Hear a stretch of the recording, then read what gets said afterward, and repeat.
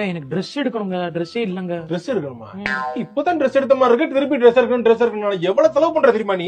செலவு பண்ணிட்டே இருக்க. அந்த வீட்டுல அதிகமா செலவு பண்றதே நீ தான் தெரியுமா உனக்கு? நானு ஒரு ஸ்டாட்டிஸ்டிக் நான் பார்த்து வச்சிருக்கேன். ஸ்டாட்டிஸ்டிக் படி பார்த்தா நம்ம வீட்டோட ஸ்டாட்டிஸ்டிக் சொல்லுவா, ஆடி போயிருவ நீ. சம்பளத்தை வாங்கின காசுல வந்து பாதிக்கு மேல உனக்கு தான் செலவு பண்ணிட்டு இருக்கு. எனக்கு உன்னோட செலவு தான். எனக்கு செலவு பண்ணலாம் ஒண்ணும் இல்ல. உனக்கு தான் கணக்கு செலவு. பாத்துருவோமா? எடுங்க பேப்பர் எடுங்க. எடுங்க அதை எடுங்க. டெய்லி வேலைக்கு போயிட்டு வரும்போது இத வாங்கிட்டு வாங்க, அத வாங்கிட்டு வாங்க, இவ்வளவு வாங்கிட்டு வாங்க, அதை செய்யுங்க, இதை செய்யுங்கன்னு சொல்லிட்டு இருக்கியே, அதுலயே எவ்வளவு காசு போகுது தெரியுமா? அதுல எல்லாம் என்னென்ன வாங்கிட்டு வர சொன்னேன் அதை சொல்லுங்க. பருப்பு, அரிசி, அதெல்லாம் வந்து அவிச்சு நானே வாய்க்குல போட்டுக்கிறேனா? அதெல்லாம் யாருக்கு சமைச்சு கொடுக்குறேன்? சரி பொதுவா வீட்டுக்கு தானே. அதை எப்படி எனக்கு செலவுன்னு சொல்லுவீங்க? சரி ரைட், செலவு செலவு இல்ல. அடுத்து நெக்ஸ்ட் Dress. நீ வந்து எவ்வளவு, நான் ஒரு சட்டை ஒரு பேண்ட் எடுக்கிற இடத்துல நீ கூட வந்தீனா 5 டாப் எடுத்துட்டு வர. ஒரு சட்டை ஒரு பேண்ட். ஒரு பேண்ட் அந்த ஒரு சட்டை என்ன ரேட்டுக்கு வாங்குறீங்க? 2500 ரூபாய். 2500 ரூபாய் பிராண்டட் ஷர்ட் தான் நீங்க போடுவீங்களோ? ஏன் 500 ரூபாய்க்குலாம் சட்டை போட மாட்டீங்களோ?